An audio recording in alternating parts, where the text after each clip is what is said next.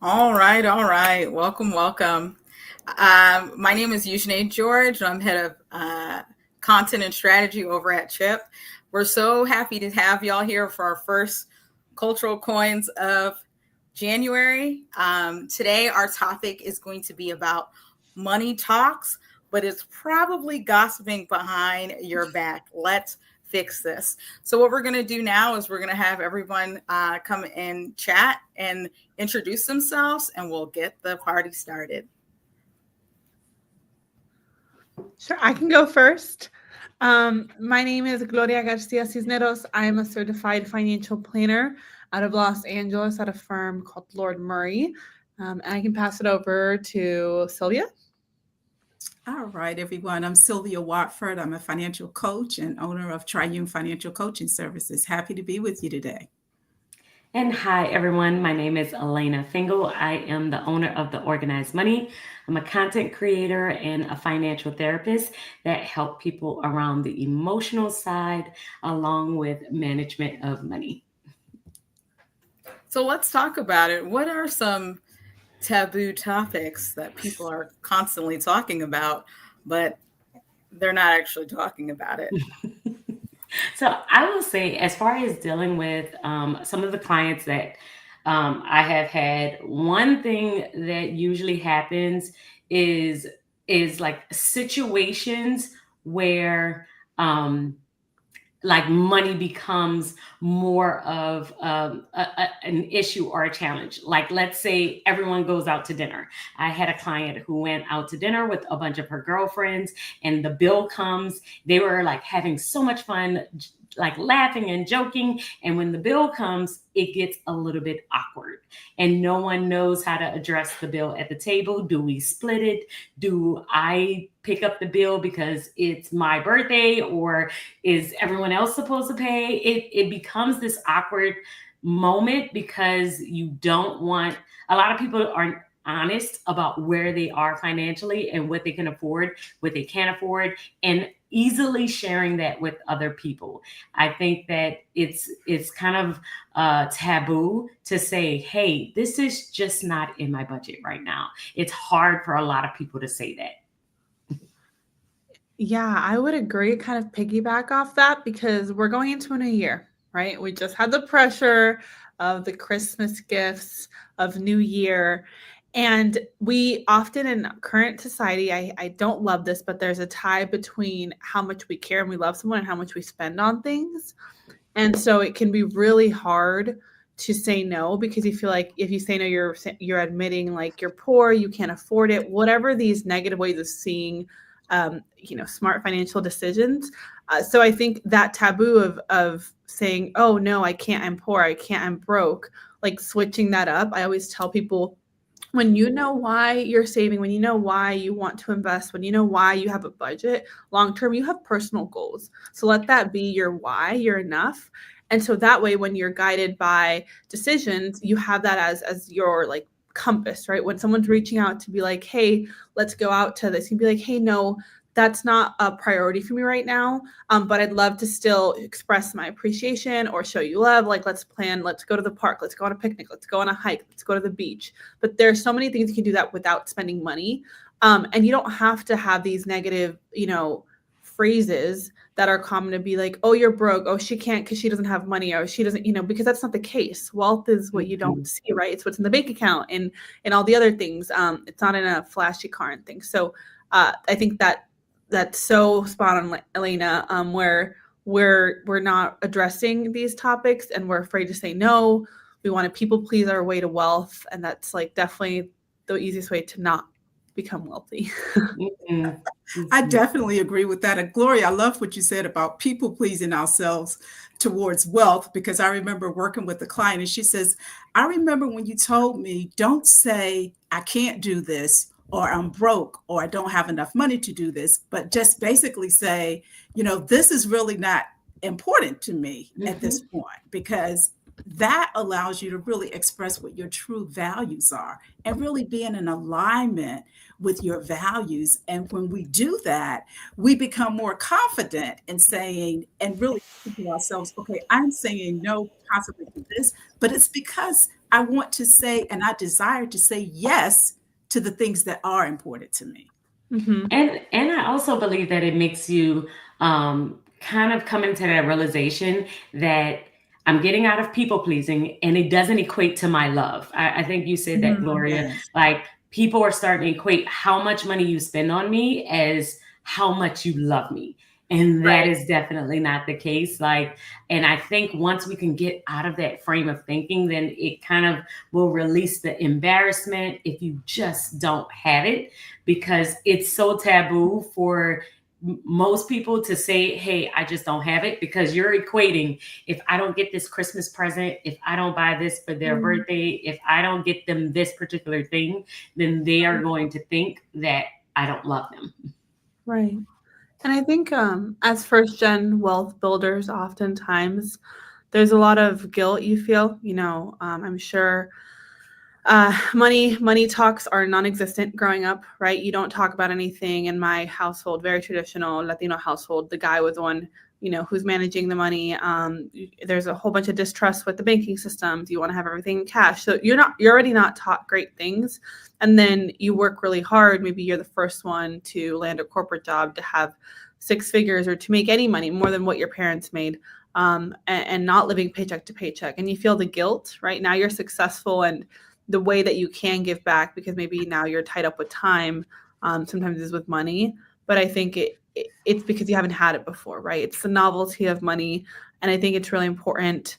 It's funny, we'll go and spend more money on a Christmas gift, but we won't go back home and talk about the actual issues. Like, how are we at an emergency savings? Like, are we prepared if something happens? How's the trust estate? Like, what's the checking account balances? Are we okay to pay the bills this month? Like, we won't talk about that with family, but we'll drop $100 on an unnecessary gift, right? Sometimes that on a credit card because we can't afford it. Or if we can, we're putting it before our future selves, maybe 401k or something else. So. Mm-hmm. Yeah. I also, go ahead. Well, it's just to say, a lot of it has to do with really being to our own selves be true. Like, we have to have that truth within ourselves first. And what I've found is that when we start walking in that truth and even sharing that to a certain degree, we find other people, it could be our peers, it could be our family members, but other people can start seeing that transparency. And then they are like, I get it, what you're saying about really thinking about how I'm spending my money. So it really starts with us, like really being honest and truthful with ourselves. I agree. Especially because many times when you have parents and other family members, and they will kind of put their money goals onto you. Like, this is exactly what you should be doing with your money, because this is what I did. And I bought a house at this age, and you do. And so we kind of end up trying to follow that same pattern, but it leads to you basically doing what your money, what they did with theirs, and not you actually saying, what do I actually want to spend my money on?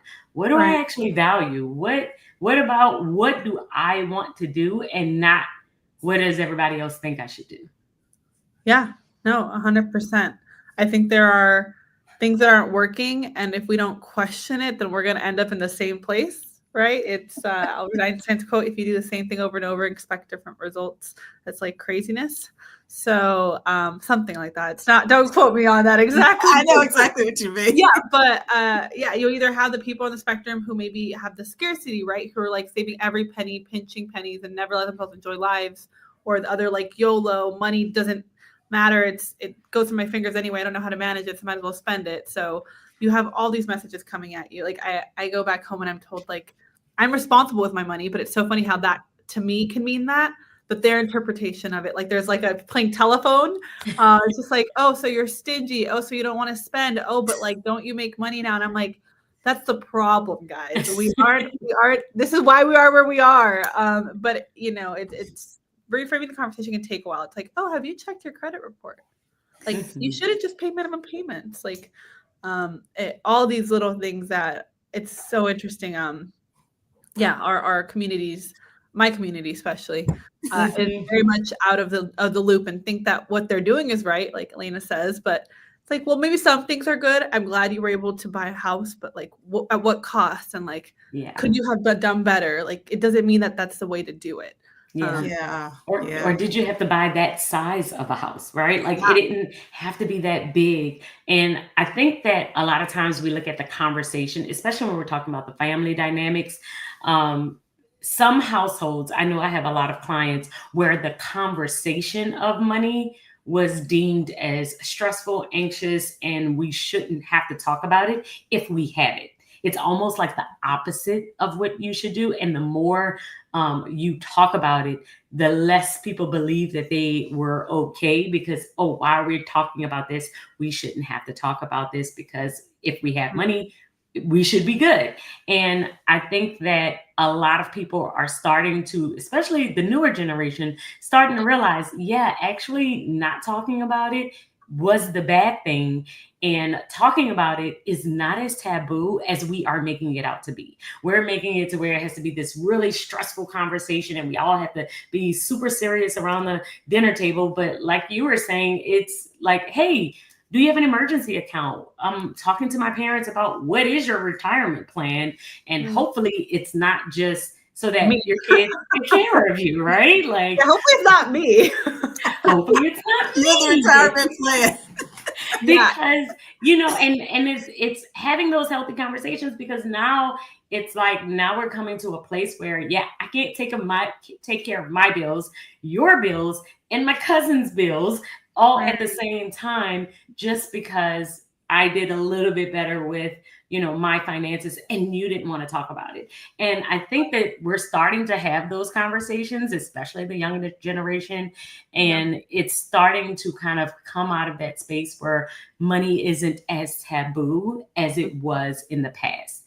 And to be honest, I love that because I feel like the lack of the conversation is really more of the issue than when you bring it to light. And then we just kind of put a light on it and everybody just talk about it so that we can make a plan together instead of me being your plan.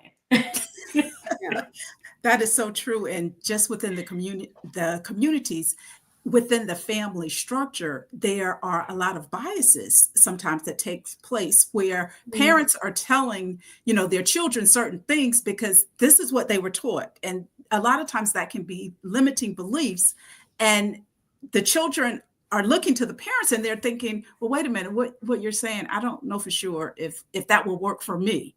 So I think what we're seeing now with a younger generation, because there's information out there, they are, almost questioning to a certain degree, but having those conversations among themselves where they're not necessarily saying, okay, you did it this way, or this is your perspective. And that's what will work best for me. I remember a client telling me, he was like in his 50s and he was telling his, 20 something year old son, oh, you need to get a fixed annuity because, that's safe.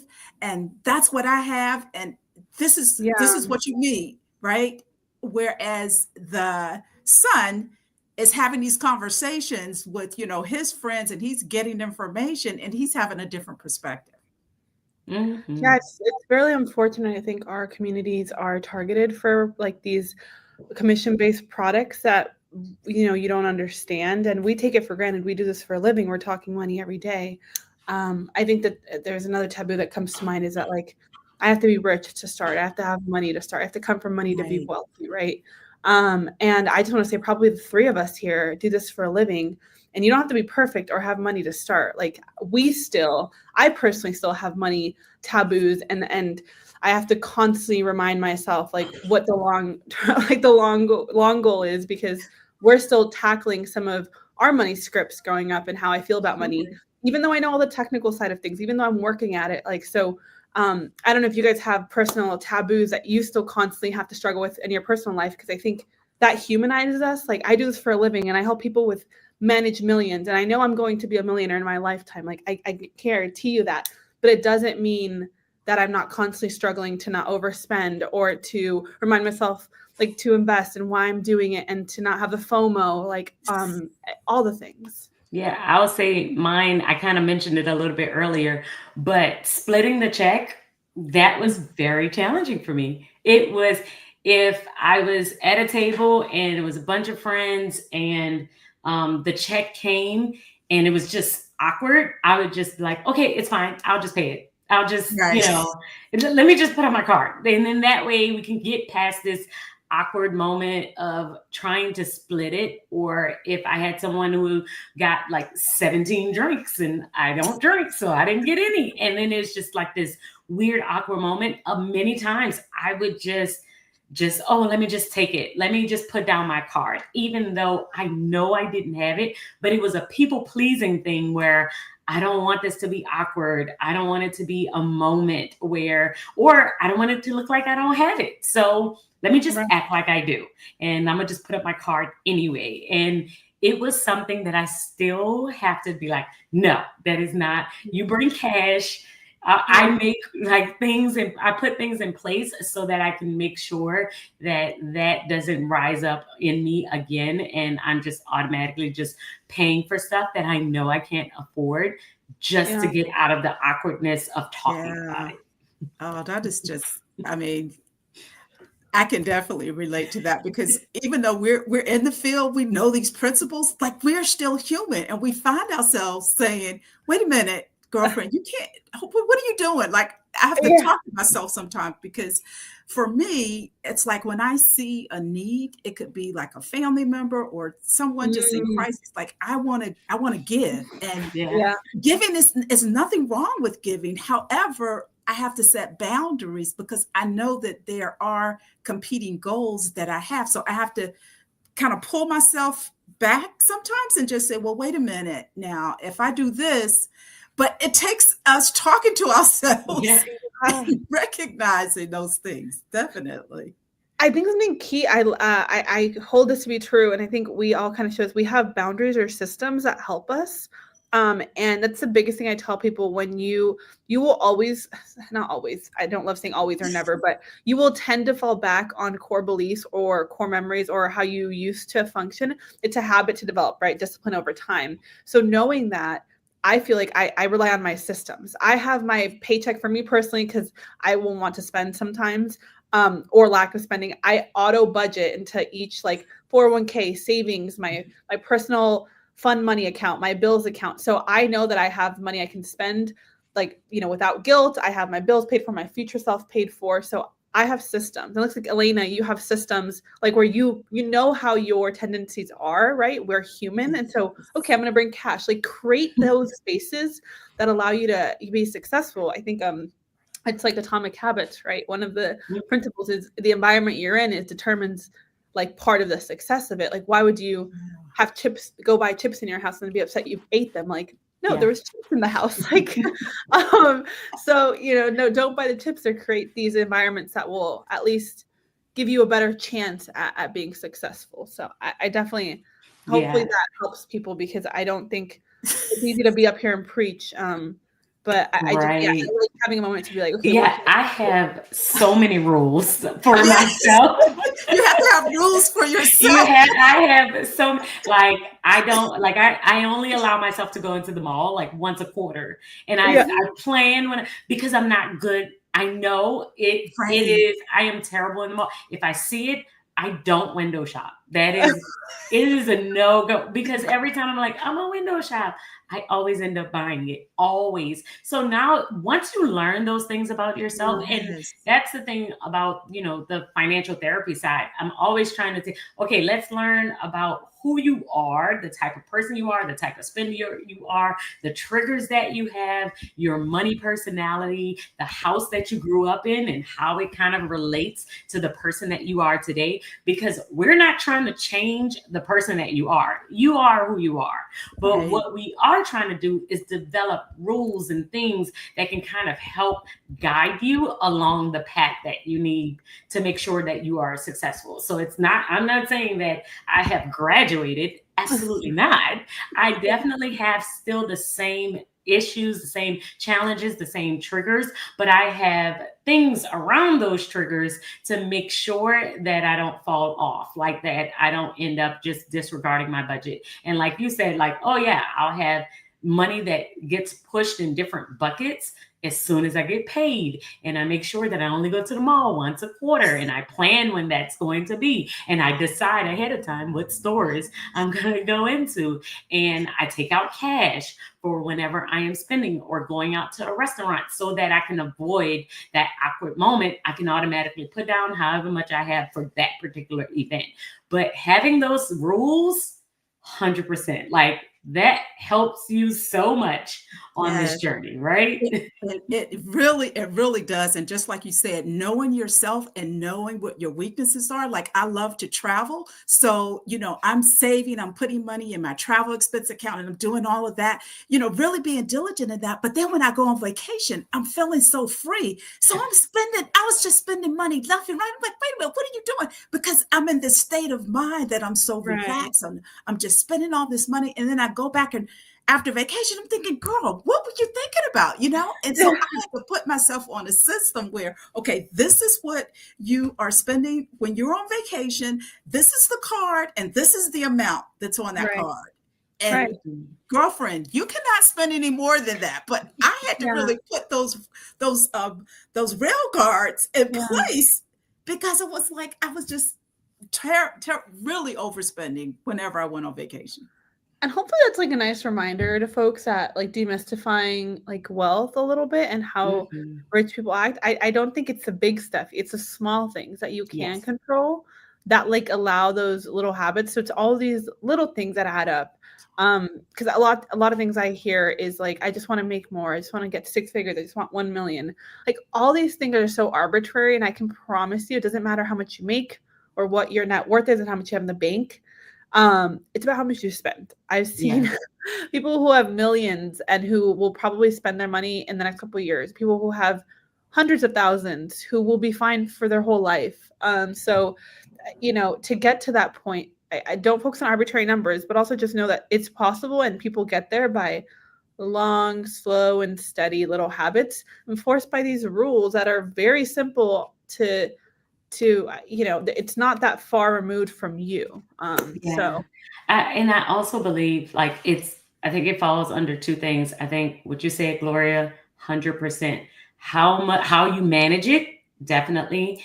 And also being willing to have those harder conversations that you may need to have, because I've had clients who made the money, who were actually really good with their money, but because everyone else knew that they were good with their money, they had a hard time saying no or setting boundaries around people asking, or like, oh, this person, like, I need something, I have to do it. I have to do this.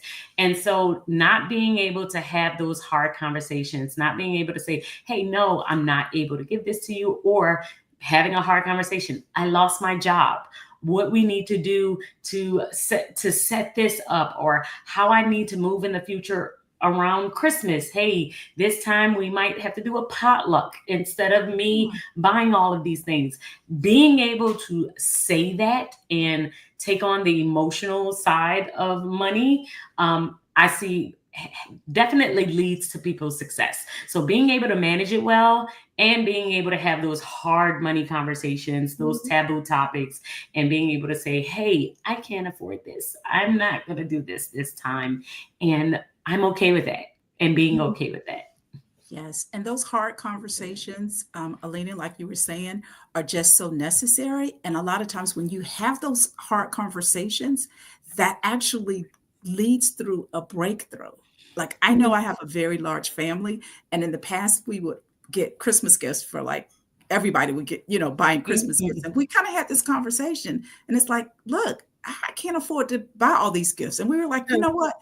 Let's just give a service to each other. Like, one Christmas, we just said, let's write a letter in terms of what the relationship is, how valuable my relationship is with you. And sometimes the person is brave enough to have those hard conversations. It can really lead to more breakthroughs, and everybody benefits as a result. I think I love, sometimes things are magnified in our head. And I think we know that our human brain works this way, yet we don't play into that. We seem to like get more scared because of that. But oftentimes, like all the situations you're saying, sometimes what I think you'll find, maybe not always, but you'll be pleasantly surprised that once you do something, maybe your family's like, oh, that's a great idea. Like, I never thought of that. Like, rarely will you be, especially if it's with loved ones, people you care about, rarely do people want you to be upset and stressed and uptight and anxious. If they knew what was going on and how much you're like overcomplicating it for yourself, they'd be like, hey, like, let's figure something out. So whenever I feel like so worried about something and I'm taking on so much and I realize like, oh, it seems like such a big deal, but then when you talk about it, it seems way lighter and things usually work out. So yeah, I just reminded people that we get in our own way a lot of the time when people are like doing their own lives. They don't even care as much as we think they do. Yeah. And there's also not one way to do it, right? Like, I think that, like how you were saying, Sylvia, like y'all decided to write letters. We have done, let's do $20 gifts across the board. Yeah. Everybody do something quirky, do something handmade. We only get gift for the kids this year, but like always switching it up. So then that way it doesn't have to be an expensive gift for every single person for us to feel loved, right? Yeah. Right. Yeah. I know some families also like do the gift exchange. You only get one big present, but from one person, and that's it. You know, everyone gets one good gift. Yeah, I know our time is wrapping up, but maybe we say like just one little takeaway or one tip we want people to leave with. Sure. I mean, I would say definitely don't negate the emotional side of money. We know that it's about management. Yes, we want to make it. Yes, you might have that goal in mind of hitting 6 figures, but there is an emotional side of money that just really affects us all. And if anything, if you can kind of get in tune with who you are, what you want to do with money, and how you feel about your money overall, it will help you with your long-term success more than just trying to hit a certain income goal. So definitely taking into account all of it, the management, the making, and the emotional side. Yeah. And I would just say, to thine own self be true. Like, really be truthful with yourself and be okay with what your values and what your goals are. But to thine own self be true. Yeah, and I think for me, if I had to say one thing is realize it's possible. Like we definitely can get in our own way, and just because something was a certain way doesn't mean it has to be a certain way. So the first part is the mindset and shifting that for ourselves. So it is possible for you to start new habits, for you to create wealth, for you to have abundance. And once you start believing that and realizing why you want it, what your enough is, I really believe that's your compass. So there's all the technical side that you can find books on, millions of books on, but just know that it's possible. And I think that's where you start to the reframe conversation. Mm-hmm.